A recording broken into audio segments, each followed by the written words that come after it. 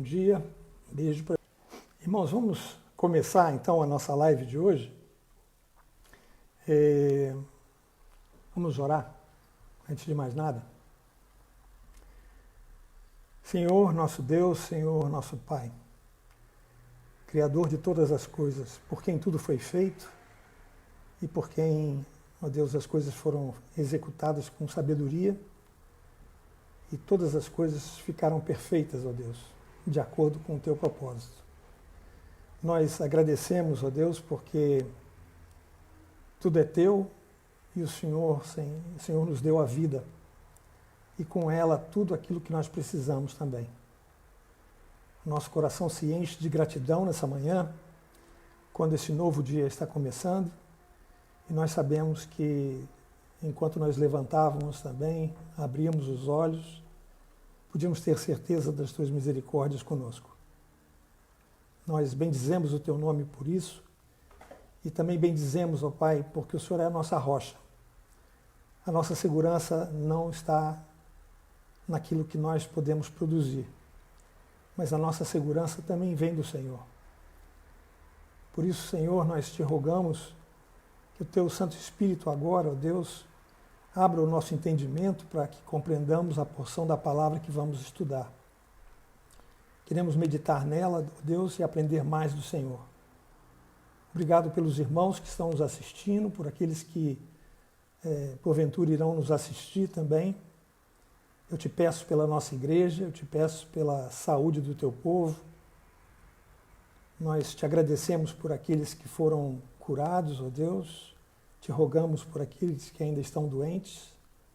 Rogamos também por aqueles que estão com dificuldades, ó Deus, financeiras, daqueles que estão de alguma forma atribulados, ó Pai.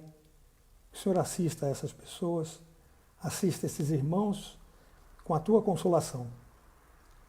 E abre, ó Deus, agora o nosso entendimento para que a gente entenda a tua palavra e medite nela durante o transcorrer desse dia. Obrigado por tudo, obrigado por aquilo que vamos falar e eu te peço, ó Deus, que as minhas palavras possam refletir aquilo que é o teu pensamento para nós. Em nome de Jesus que nós oramos. Amém. Ok, irmãos. Hoje é dia 31 de julho. Está terminando o 7º mês e esse é o 5º mês que nós iniciamos a transmissão dessas lives, né, que começaram em março. É claro que elas começaram em meados de março, né, mas com base nisso e com base também que são 6 dias por semana que essas lives acontecem, e nós temos 2 lives por dia, hoje já está mais ou menos em cerca de 200 meditações, né, que já foram feitas. É um número expressivo se a gente contar que se nós tivéssemos como nós temos uma pregação por domingo, nós temos mais de 50 pregações por ano, então 200 meditações, embora não sejam tão grandes como uma pregação, é um número bastante expressivo. E isso me chama a atenção, né, porque é muito difícil com isso, né, que não haja repetição de textos, né? E eu estou rindo um pouco porque ontem o pastor João Pedro me mencionou na live dele, falando que ele ia abordar um texto que ele soube, nós fazemos uma escala, e pela escala a gente já coloca o texto que a gente já vai meditar. E ele provavelmente viu que eu ia meditar num texto que ele ia abordar também, uma parte dele. E ele acabou me mandando uma mensagem falando que se aquilo iria criar algum impedimento e tal. João Pedro sempre muito cuidadoso, mas eu acho que a maneira dele ser, a maneira dele abordar os textos, sendo diferente da minha, eu achava difícil realmente que ele fosse abordar exatamente aquilo que eu vou falar hoje. Mas é difícil a gente pensar nessas coisas, né? Porque há muitas pessoas falando de muitos textos e desde sexta-feira passada, passando pelo domingo e depois na terça-feira, quando o irmão Steve falou, eu percebi que todos nós nós três, tanto eu quanto o pastor Marcelo, quanto o Steve, tocamos no mesmo aspecto da humildade, na importância da humildade para manter a unidade da igreja. Então, foram 3 textos diferentes, em 3 cartas diferentes, que nos leva a concluir que os próprios apóstolos eles davam muita importância à questão da unidade para a vida da igreja, né? E essa unidade é traduzida pela falta de divisões. E eles sabiam que o orgulho morando no coração do homem natural, e também nós como crentes sendo sujeitos ainda ao orgulho, isso poderia também trazer um dano para a igreja. A igreja poderia sofrer, né, com essas divisões, né? O próprio Senhor Jesus falou acerca do assunto, porque ele sabia também da rivalidade que havia entre os discípulos quando Tiago e João pediram para Jesus para que um ficasse à direita e o outro ficasse à esquerda dele quando viesse o reino de Jesus. Então essa questão de rivalidade, essa questão de competição entre as pessoas, né? Jesus sabia que isso era importante. Então ele na última reunião no cenáculo com seus discípulos, os apóstolos, ele quis dissolver esses focos de divisão e lavou os pés dos discípulos, dizendo que cada um deveria ser servo um do outro, né? E também João, quando fala na sua primeira carta, ele aborda, muito tempo depois daquele tempo que Jesus se reuniu com os apóstolos na última ceia, ele também fala com a igreja com os gnósticos, acerca dos gnósticos da igreja de Éfeso, né? Aqueles gnósticos estavam promovendo divisão também, porque eles estavam introduzindo falsos ensinos. O orgulho deles criava, para eles, né, no entender deles, um entendimento particular daquilo que era o ensino das Escrituras, e eles queriam então se destacar com tudo aquilo e também com isso provocavam divisões. João assim advertiu aquela igreja sobre esse perigo também e que a igreja mantivesse uma unidade de pensamento. Uma unidade de pensamento na vida da comunidade, ela tem um papel fundamental para o testemunho coletivo da igreja, no cumprimento da sua missão de evangelizar o mundo.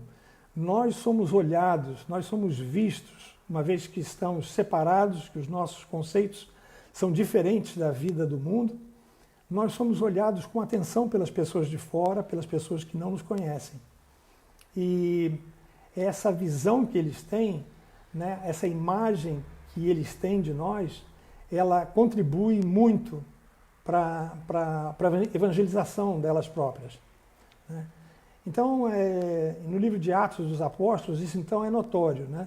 Todos os que creram estavam juntos, diz o texto de Atos 2:44, e tinham tudo em comum, louvando a Deus e contando com a simpatia de todo o povo. Quer dizer, o povo enxergava aquela comunidade, né, e tinha simpatia, ainda que não cresce nela, naquilo que ela cria, mas eles tinham simpatia pela comunidade. E o texto de Lucas, então, conclui dizendo que, enquanto isso, acrescentava-lhes o Senhor dia a dia os que iam sendo salvos. Ou seja, aquela empatia que o povo tinha com a comunidade de cristãos, ela criava condições para que eles ouvissem a palavra. E, com isso, alguns deles eram salvos, né? Quando a gente falou sobre a igreja de Corinto, também, na semana passada, Paulo também admoestou aquela igreja, porque aquela igreja estava sujeita à divisão também. Muitas pessoas pensavam que eles tinham líderes melhores uns que os outros. E esses líderes era Paulo, era Apolo, Cefas ou o próprio Cristo, né? E aquele pensamento trazia para eles divisão. Ao invés de trazer união, como todos eles tendo um mesmo pensamento, que era o próprio pensamento do Senhor Jesus, para eles viam algumas diferenças e com isso eles se gabavam de pertencer a um ou pertencer a outro, né? E foi isso a questão da nossa meditação da semana passada, né?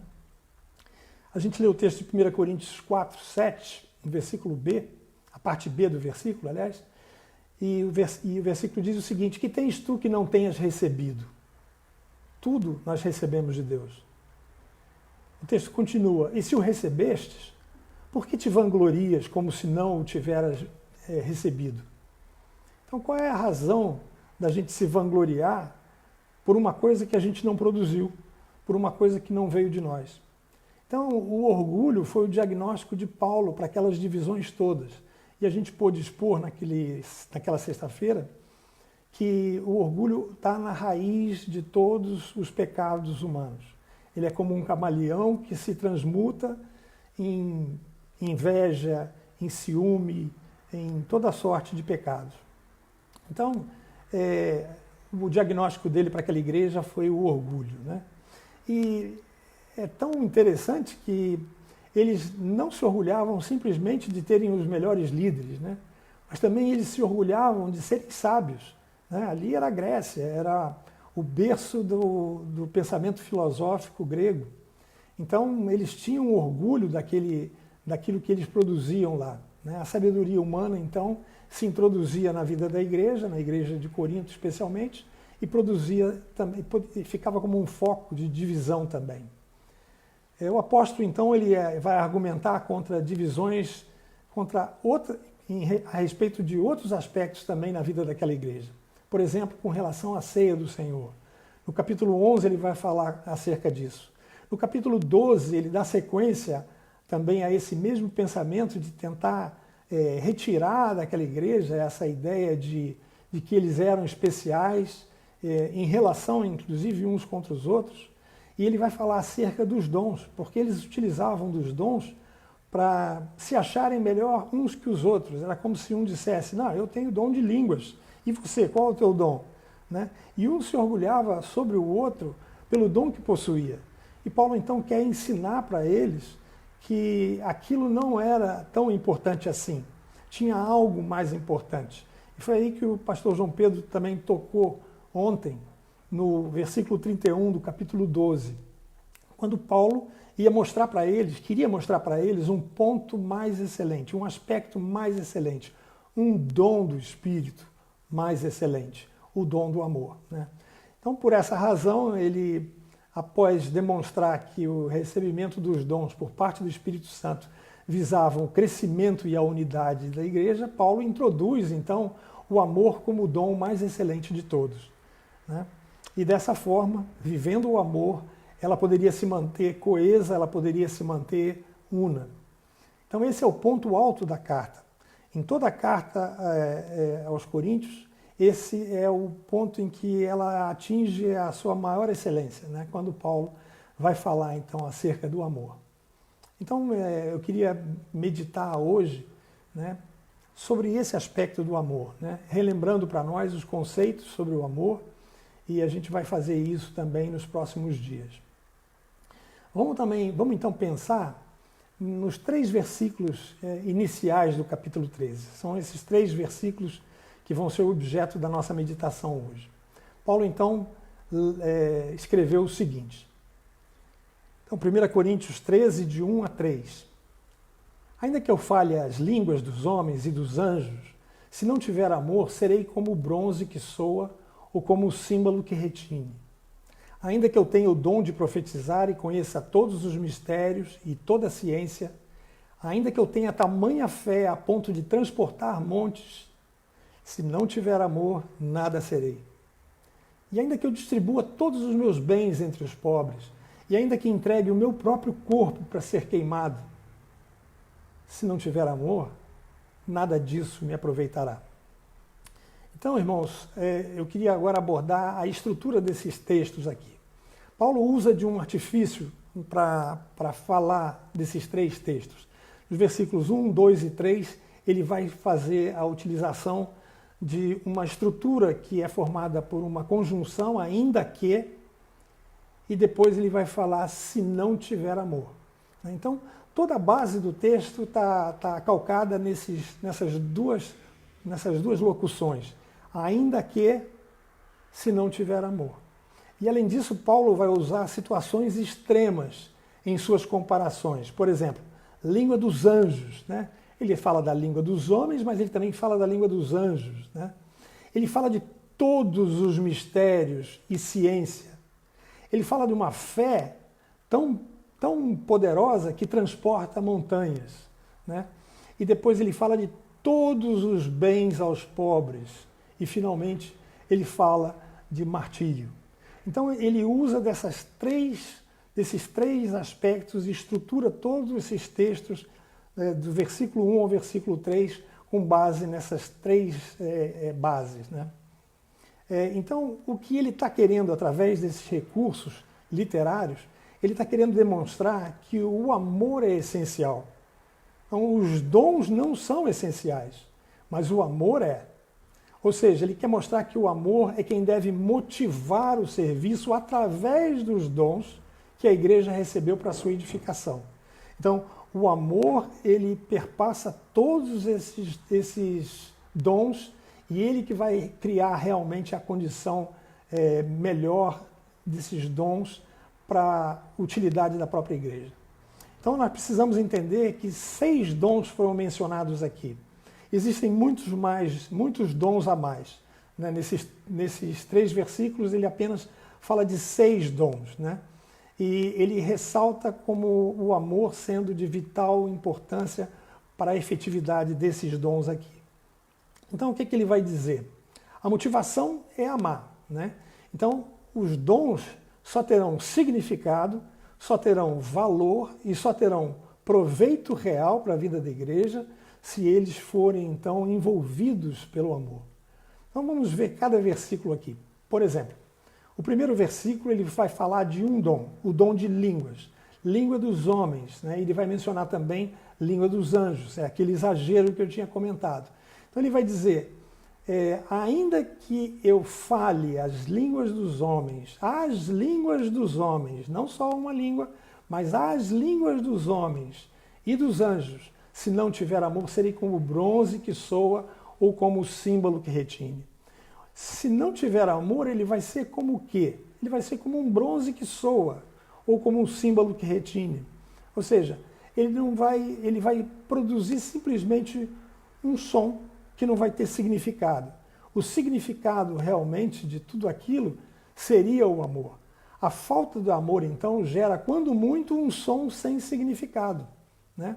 E aquilo, para os coríntios, se constituía num privilégio, né? Mas para Paulo, sem amor, não havia significado nenhum. No versículo 2, ele vai apresentar 3 dons. Aí ele vai utilizar 2 vezes essa construção, ainda que. Então ele diz, ele vai falar acerca da profecia, ele vai falar sobre a ciência e vai falar sobre a fé. Ainda que eu tenha o dom de profetizar e conheça todos os mistérios e toda a ciência, a gente vê então profecia e ciência, ainda que eu tenha tamanha fé a ponto de transportar os montes, se não tiver amor, nada serei. Então a falta do amor vai esvaziar completamente o valor e a origem divina desses dons. O dom não será um dom espiritual, porque ele está revestido de características humanas. Se ele, ao contrário, vier revestido desse amor, ele vai ser genuíno e verdadeiro, mas será uma demonstração de carnalidade se for o contrário, se ele não for revestido e manifestado com base no amor. O terceiro versículo, ele apresenta 2 dons. O dom da liberalidade. A liberalidade que faz com que aquele personagem que ele criou, então, distribua todos os bens deles entre os pobres. E também o dom de misericórdia, porque ele está fazendo isso em favor dos pobres. E ainda que ele entregue o seu próprio corpo, né, o próprio corpo dele para ser queimado, aí está o martírio, se não tiver o amor, nada disso vai ser aproveitável.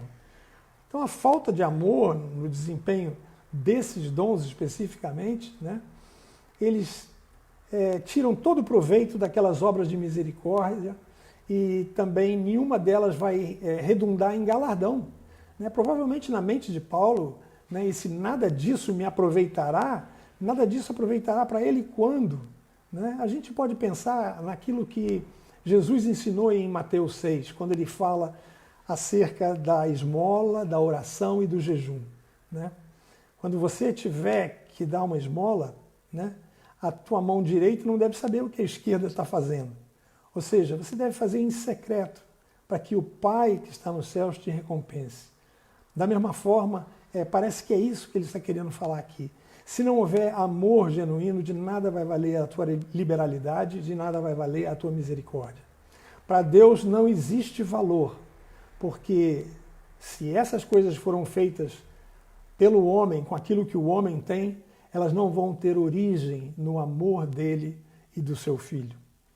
Então, como nós temos aprendido à luz de 1 Coríntios 7, né, que não há nada que não tenhamos recebido de Deus, o amor também é uma dádiva de Deus. E nisso eu concordo plenamente com o pastor João Pedro também. Então, como o amor é dom do Espírito Santo, né, é que nós somos capazes de amar, né, porque o amor vem de Deus. Isso é intrigante, né, mas repare o que diz 1 João 4, 7 a 8. 1 João 4, versículos 7 a 8. Amados, amemo-nos uns aos outros, porque o amor procede de Deus. O amor vem de Deus, e todo aquele que ama é nascido de Deus e conhece a Deus.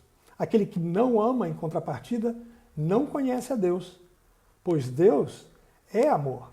Então, Deus sendo amor, é a fonte do amor que procede dele para aquele que nasceu de novo. Então, a gente pode concluir através disso daqui que, além do amor ser essencial na utilização dos dons, ele é essencial na vida nossa como crentes de uma maneira geral. E somente os crentes e somente os cristãos amam com esse tipo de amor. Então, o amor não é uma característica de todas as pessoas. O homem natural não tem amor. Então, os cristãos são os únicos a quem Deus deu esse tipo de amor que nos veio através do Senhor Jesus. Deus é a única fonte, Deus é a única origem desse amor, porque Ele é amor. Outra forma de amor, então, não é amor cristão. As pessoas do mundo dizem que é preciso amar, mas será que eles dizem que é preciso amar com o mesmo amor que nós dizemos que é amor? Certamente não. Isso é uma influência, certamente a igreja contribuiu para essa noção através dos séculos e trouxe isso para a civilização oriental, esse valor para a civilização ocidental. Mas como elas podem amar se não são cristãs? Assim, o amor que dizem ser amor de fato não é amor como Deus o define em sua palavra. Não passa de, no máximo, refletir um ideal de vida, que muitas vezes é reflexo, e aliás todas as vezes será reflexo da vontade humana, no fundo, de sobressair. Puro orgulho. O mundo não ama e nós precisamos conhecer melhor o amor pelo qual nós servimos uns aos outros. Nós também precisamos conhecer esse amor. E esse é o intuito dessa meditação, que a gente pense um pouco mais acerca do amor. Eu queria aplicar o texto aqui com 4 pontos. Primeiro, o fato de dizermos que o amor é essencial não deve remover a importância dos dons da vida da igreja. Os dons são essenciais, os dons são importantes, mas eles precisam ser revestidos desse amor, senão eles vão provocar, eles são potenciais motivos para a divisão de igrejas. Então, apenas os dons não podem ter maior importância do que o amor. Eles não são mais importantes do que o amor. O amor é o dom mais importante, pois de outra forma ele estará contribuindo para a divisão dela antes de estar edificando. Dessa forma, todos os membros devem ser ativos. Todos os membros devem ser ativos na promoção da união do corpo através do amor. O significado, o valor e o proveito dos dons está baseado no amor de uns para com os outros e a Deus. O amor, como todas as demais coisas, esse é o segundo ponto, vem de Deus. Por isso, devemos estar conscientes da singularidade do amor cristão, pois só os cristãos, os que nasceram do Espírito, conhecem o Pai. Graças a Deus por isso. Portanto, somente nós temos essa prerrogativa de amar de acordo com o padrão de Deus. O homem natural não consegue praticar esse tipo de amor. Essa frase é de Martin Lloyd-Jones. Somente aqueles em quem habita o Espírito de Cristo são capazes de manifestar o amor de Deus ao mundo, porque somente eles conhecem a Deus. Olha o que Jesus disse: nisto conhecerão todos que sois meus discípulos, se tiverdes amor uns aos outros.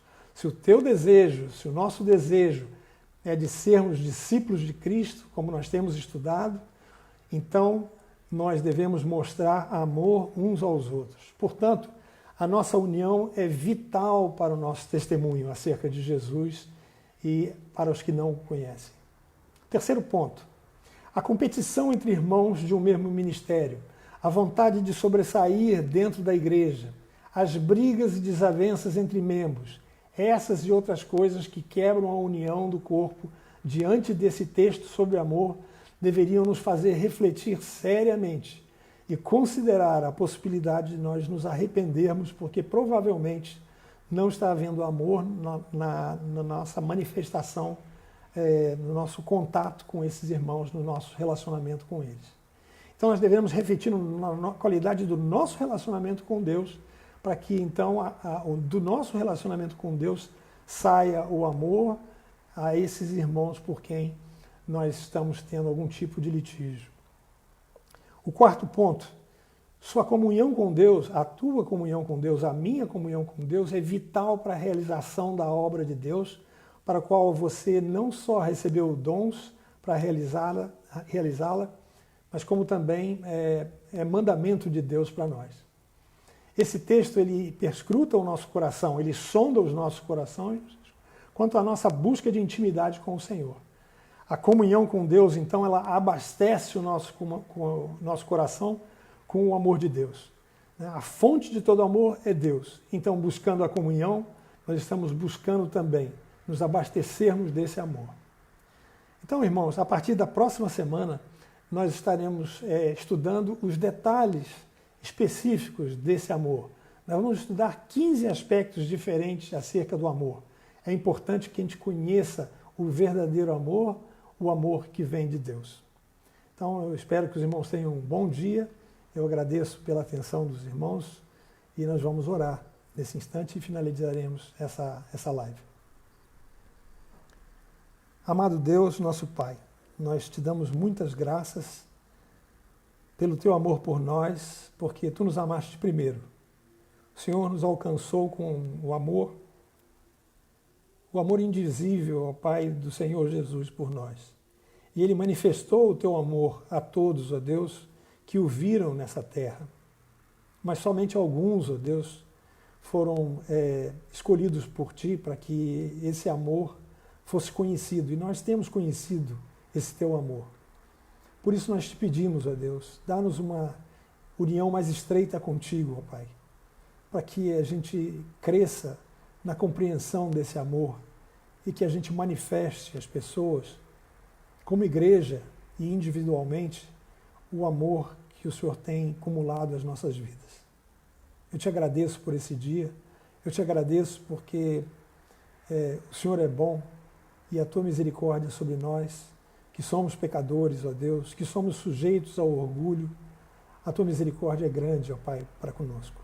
E isso também, Senhor, é a manifestação do teu cuidado, do teu amor por nós. Por isso nós te agradecemos pelo dia que vamos ter, Senhor. Livra-nos do mal, é a nossa oração em nome de Cristo. Amém. Obrigado, irmãos, tenham um bom dia.